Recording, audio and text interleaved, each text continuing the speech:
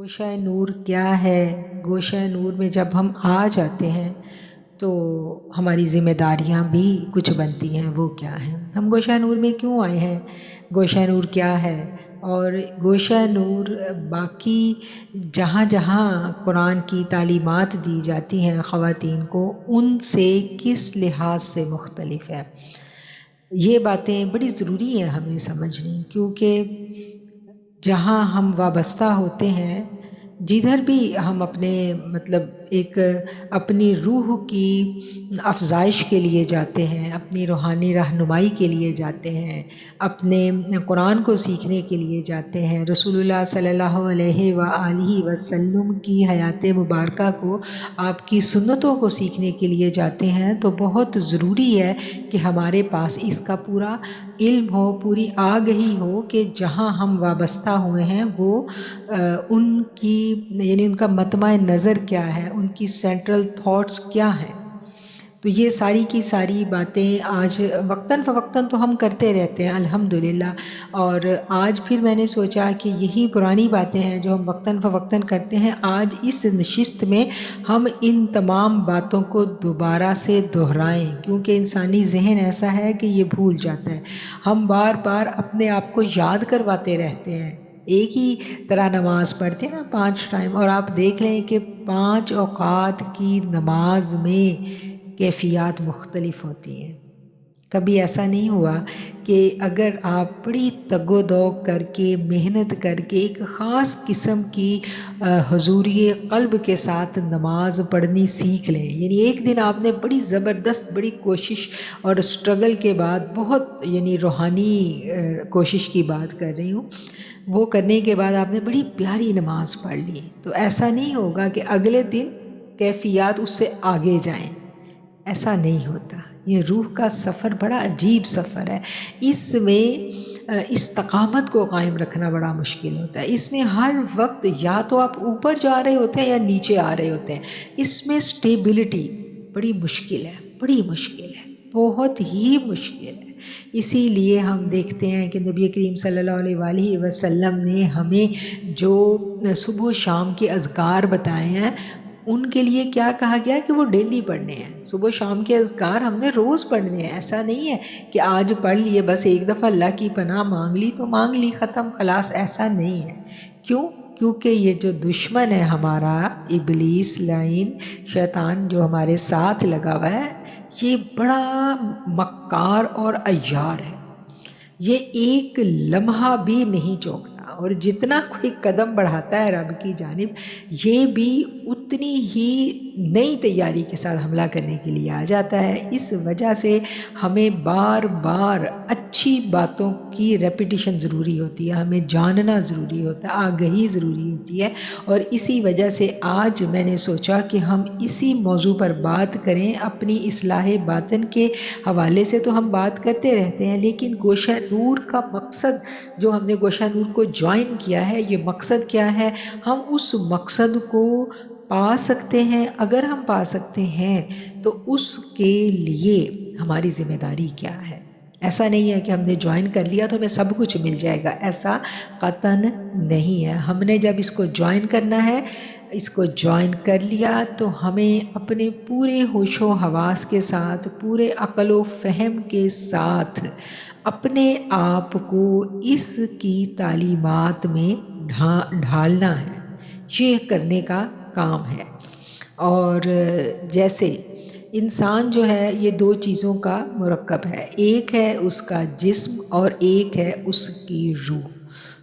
جو جسم ہے اس کے بارے میں تو ہر جگہ ہم آگہی حاصل کر سکتے ہیں، اور ہم جانتے ہیں سائنس بھی ساری کی ساری جو ہماری جسمانی صحت ہے، جسمانی اعضاء ہیں، جسمانی بناوٹ ہے، اس کے بارے میں سائنس بھی ہماری رہنمائی کرتی ہے. لیکن ایک جگہ پر جا کر سائنس بے بس ہو جاتی ہے، سائنس خاموش ہو جاتی ہے، اور وہ جگہ ہے جب اس جسم کو روح چھوڑ کر نکل جاتی ہے. تو وہ اس وقت سائنس بے بس ہے کہ سارے اعضاء موجود ہیں لیکن سب نے کام کرنا کیوں چھوڑ دیا؟ یہ کیسے یکدم سب کام کرنا چھوڑ گئے؟ اب یہ باڈی کسی کام کی ہی نہیں رہی، وہ باڈی اپنا نام بھی کھو دیتی ہے. اب وہ یعنی میں اور آپ نہیں ہیں، اب وہ کیا ہے، اب وہ ایک باڈی ہے، اور اس باڈی کو جلد از جلد جو ہے نا کہیں ڈسپوز آف کیا جاتا ہے۔ ہر مذہب میں اپنے مطابق، اپنی طریقوں کے مطابق جو ہے باڈیز کو ڈسپوز آف کرنا لازمی ہوتا ہے۔ تو یہ یہاں پر آ کر سائنس ختم ہو جاتی ہے، اور یہیں پر جواب دیتا ہے مذہب۔ اور مذہب جو ہے اس کو بھی جب ہم پڑھتے ہیں تو مذہب دو طرح سے آپ کو لے کر کے چلتا ہے، کیونکہ مذہب جو ہے دین اسلام کے علاوہ باقی بھی تمام مذاہب جتنے ابراہیمی ادیان دنیا میں آئے ہیں وہ سارے کے سارے اللہ کی طرف سے آئے ہیں۔ تمام مذاہب اللہ کی طرف سے آئے ہیں، اور تمام مذاہب کا ایک ہی پیغام ہے۔ کیا پیغام ہے؟ کہ اللہ ایک ہے، اس کو ماننا ہے، زبان سے اقرار کرنا ہے اور دل سے یقین کرنا ہے۔ زبان سے اقرار کر لیا تو مسلمان تو ہو گئے، لیکن ایمان ابھی دلوں میں نہیں اترا۔ اس کے لیے کیا ہے؟ دل سے یقین کرنا لازمی ہے، تاکہ اللہ کے بندوں کی صف میں شامل ہو جاؤ۔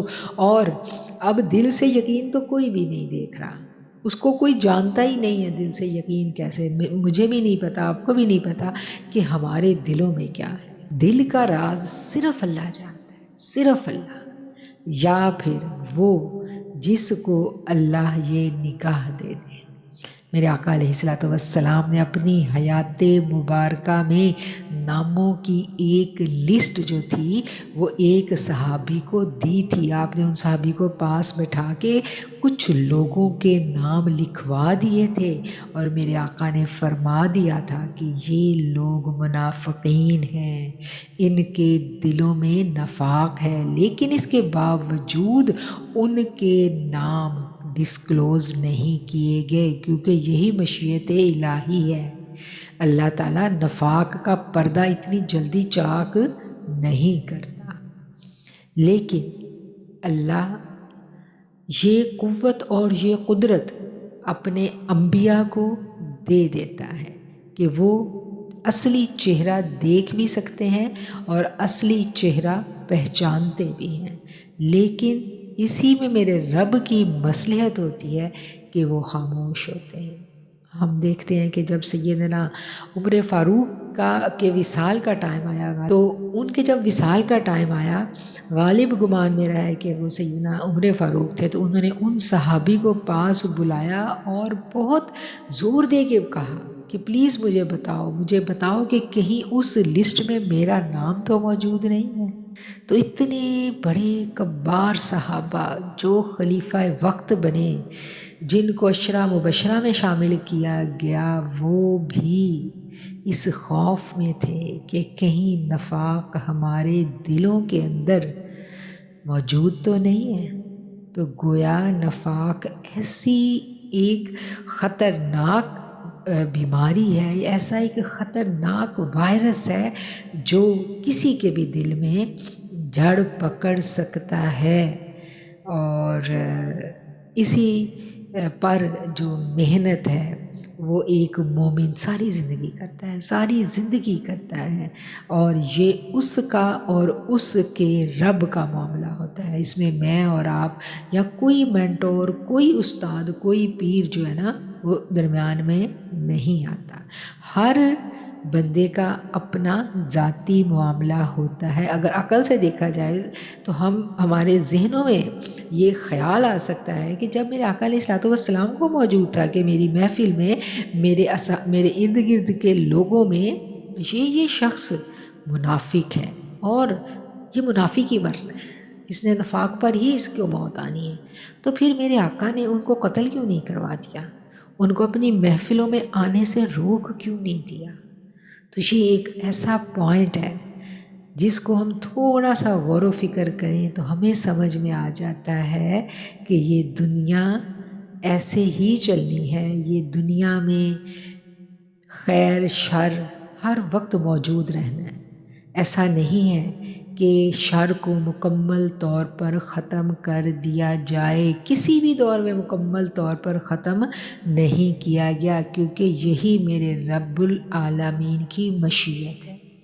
اس لیے اس بات پر کوشش کرنا کہ ہم اپنے ارد گرد والوں میں عیب ڈھونڈیں، نفاق تلاش کریں اور پھر کسی نہ کسی طریقے سے آپس میں دلوں میں رنجشیں پیدا ہوں، ٹھیک ہے، قدورتیں آئیں، نفاق اور زیادہ پھلے پھولے، اس پر ایک مومن کا فوکس نہیں ہونا چاہیے۔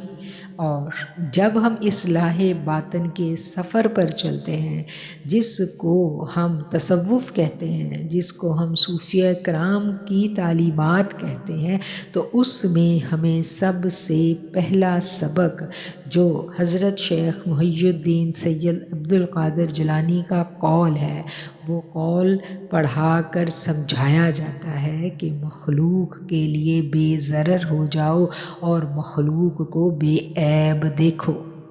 عیب کس میں نہیں ہے؟ ہم سب ایک دوسرے کے عیب دیکھ رہے ہیں، ہم سب کو نظر آ رہے ہیں، لیکن ان عیبوں پر فوکس کرنے سے ہمیں منع کیا گیا ہے۔ اگر ہمیں کسی کا عیب نظر آ رہا ہے تو ہم نے کیا کرنا ہے؟ چشم پوشی کرنی ہے۔ اگر ہم اصلاح کی پوزیشن میں ہیں تو ہم اس کی اصلاح کی کوشش کریں گے حکمت کے ساتھ، ٹھیک ہے۔ تو یہ وہ بنیادی بات ہے کہ جب ایک جماعت، ایک گروپ کی شکل میں ہم لوگ اکٹھے سفر طے کرتے ہیں تو اس بات کو ہمیں سمجھنا ہے۔ یہ بات ہم نے تصوف کورس میں بھی سمجھی تھی، اس بات کو ہم وقتاً فوقتاً ڈسکس بھی کرتے رہتے ہیں، اور یہی وہ بات ہے جس کو ہم نے اپنے پلو سے باندھ لینا ہے، اپنے جو زاد راہ کی ٹوکری ہے اس میں سب سے اوپر لکھ لینا ہے، کیونکہ میں نے جوائن کیا ہے ایک ایسی جماعت کو، میں نے جوائن کیا ہے ایک ایسے گروپ کو جن کا مقصد رب سے ملن ہے۔ ہمارا متوع نظر کیا ہے؟ اپنے رب سے ملاقات کے وقت جو ہے ہم سرخرو ہو جائیں۔ ہمارا مقصد یہ ہے کہ جب ہماری ملاقات ہو اپنے آقا علیہ الصلوۃ والسلام سے تو ہم خوش ہوں کہ الحمدللہ ہم کوشش کرتے رہے ساری زندگی، ہم نے ایسے لوگوں کا ساتھ ڈھونڈ کر انہیں جوائن کیا خلوص نیت کے ساتھ کہ آقا ہمیں آپ تک پہنچنا تھا، کیونکہ ہمیں یہ پتا تھا کہ مومن، اکیلا مومن جو ہے وہ ایک ریوڑ سے بچھڑی ہوئی بھیڑ کی مانند ہوتا ہے جس کو بھیڑیا فوراً اچک لے جاتا ہے۔ تو ہم وہ بھیڑ نہیں بننا چاہتے تھے، ہم نے اپنی بساط میں اپنی کوشش کر کے ایک ایسے گروپ کو جوائن کیا، اور جب کر لیا تو پھر کیا ہے؟ پھر اس پر بھروسہ کرنا ہے۔ تو یہ گروپ جو ہے یہ صرف ظاہری تعلیمات دینے والوں کی کلاس نہیں ہے، ظاہری تعلیمات بھی دی جاتی ہیں۔ قرآن کی جو آیات ہیں اس کے بارے میں جو صوفیہ کرام ہیں وہ یہ کہتے ہیں، جتنے بڑے بڑے اکابرین ہیں ان کی بھی یہی رائے ہے کہ جو آسمانی کتابیں ہوتی ہیں، جو آسمانی الفاظ ہوتے ہیں، نہ صرف مسلم علماء کرام اور مسلم مفسرین کی یہ رائے ہے بلکہ اس سے پہلے جو آسمانی کتابیں آ چکی تھیں ان کے علماء کی بھی یہی رائے تھی کہ یہ ایسی آیات ہوتی ہیں، ایسے الفاظ ہوتے ہیں جن کے معنی اور مطالب پرت در پرت ہوتے ہیں، یعنی ایک آیت کا جو معنی ہے وہ 10 معنی ہے۔ یہ میں آپ کو منیمم حد بتا رہی ہوں، اور جب ہم تفسیر ابن کبیر کو دیکھتے ہیں، امام رازی کو پڑھتے ہیں تو ہمیں پتہ چلتا ہے کہ انہوں نے تو کمال ہی کر دیا تفسیر لکھتے ہوئے۔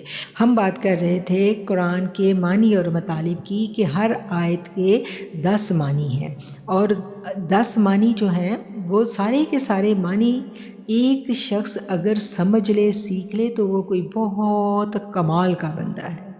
ایک اس کا وہ معنی ہے جو بظاہر ظاہری جو تعلیمات حاصل کرنے والے ہیں ان کو سمجھ میں آتا ہے، اور پھر اگلے سے اگلے جو معنی اور مطالب ہیں وہ کن کے لیے ہوتے ہیں؟ وہ جو باطنی علم کے اپنے اصلاح باطن کے لیے باطنی علوم کے ساتھ ساتھ ان آیات کو پڑھتے ہیں، ان کو پھر وہ اگلے جو پردے ہیں، وہ ان کے اگلے حجابات جو ہیں وہ پھر اللہ تعالیٰ ان کے لیے اٹھاتا چلا جاتا ہے۔ تو کیا سمجھ آئی کہ قرآن پڑھایا جاتا ہے، ہر قرآن کو جہاں بھی پڑھایا جائے گا قرآن اپنی پریزنس اپنی موجودگی وہاں پر ضرور جو ہے نا وہ شو کرے گا. جہاں بھی قرآن پڑھایا جائے گا وہاں پر اللہ کے انوارات کا نزول ہوگا, وہاں تجلیات آئیں گی, وہاں روشنی ہوگی. قرآن آپ کو ضرور بدلے گا جہاں سے بھی آپ قرآن پڑھ لیں. ٹھیک ہے, اب اگلی بات آ گئی کہ قرآن کو ایک تو ہے ظاہری پڑھنا, اس کو معنی اور مطالب سمجھے بنا ہی آپ تلاوت کریں تو وہ تب بھی کام کرتا ہے. ٹھیک ہے, وہ تب بھی اس کے اثرات ہیں, اس کی تاثیر ہے. پھر اس کے بعد پھر آ جاتا ہے ترجمے کے ساتھ, اور ترجمہ اگر آپ ظاہری علوم والوں سے پڑھیں گے تو ترجمے کی بھی آپ کو سمجھ آ جائے گی, لیکن اصلاح باطن کے لیے ہمیں ایک ایسا استاد چاہیے ہوتا ہے جو ریت کے ساتھ ساتھ طریقت کا بھی کچھ نہ کچھ علم رکھتا ہو. ظاہر اور باطن, جیسے جسم اور روح نکل گئی تو جسم جو ہے وہ مٹی ہو جاتا ہے, اس میں کچھ بھی نہیں رہتا. اسی طرح ہم دیکھتے ہیں کہ قرآن کو باطنی طور پر اپنے اندر ایبزارب کیے بنا پڑھنا, قرآن کو محبت رسول کے بنا سمجھنا ممکن نہیں ہے, کیونکہ میرے رب کا یہ فیصلہ ہے. قرآن صاحب قرآن سے تعلق اور نسبت حاصل کیے بنا سمجھا نہیں جا سکتا. ہاں, اس کا علم حاصل کیا جا سکتا ہے. سمجھ آ گئی بات؟ اس میں فرق ہو گیا. علم کا حصول فقہ شرعی علوم آپ قرآن سے حاصل کر سکتے ہیں, لیکن قرآن سے دلوں کو منور کرنا, اس کے لیے تعلق نسبت رسول اللہ صلی اللہ علیہ وآلہ وسلم کے ساتھ لازمی ہے, بے حد لازم ہے. اس کے بنا قرآن کی معرفت ہمیں حاصل نہیں ہو سکتی. ٹھیک ہے, قرآن میں اللہ تعالیٰ نے کیا کہا ہے کہ وَنُنَزِّلُ مِنَ الْقُرْآنِ مَا هُوَ شِفَاءٌ وَرَحْمَةٌ لِّلْمُؤْمِنِينَ. قرآن کو ہم نے نازل کیا, یہ شفا ہے اور یہ رحمت ہے مومنوں کے لیے. یہاں مومن کا لفظ آیا ہے, یہ بات قابل غور ہے. مومن کے لیے, جو مومن کے درجے پر فائز نہیں ہے اس کے لیے شفا نہیں ہے, اس کے دل کے روگ ہی رہیں گے. یہی سمجھ, اس کے باطن کی اصلاح, اس کی روحانی بیماریاں دور نہیں ہوں گی. روحانی بیماریاں کیسے دور ہوں گی؟ اگر ہم مومن ہیں. قرآن ہی کہتا ہے نا وَلَا يَزِيدُ الظَّالِمِينَ إِلَّا خَسَارًا. قرآن جو ہے یہ ان لوگوں کے لیے جو ظلم کرنے والے ہیں, جو فساد برپا پیدا کرنے والے ہیں, ان کے لیے تو قرآن بس, ان کے لیے تو پھر مطلب رحمت اور شفا نہیں ہے, ان کے لیے تو کچھ اور الفاظ استعمال کیے گئے ہیں. تو گوشہ نور ایک ایسا پلیٹ فارم ہے جہاں پر ہم قرآن کا علم ایسے سیکھتے ہیں جیسے رسول اللہ صلی اللہ علیہ وآلہ وسلم سے سیکھنا چاہیے ہمیں. اور وہ کیسے سیکھ سکتے ہیں ہم؟ وہ رسول اللہ صلی اللہ علیہ وآلہ وسلم کی محبت کی چھاؤں میں بیٹھ کر سیکھتے ہیں.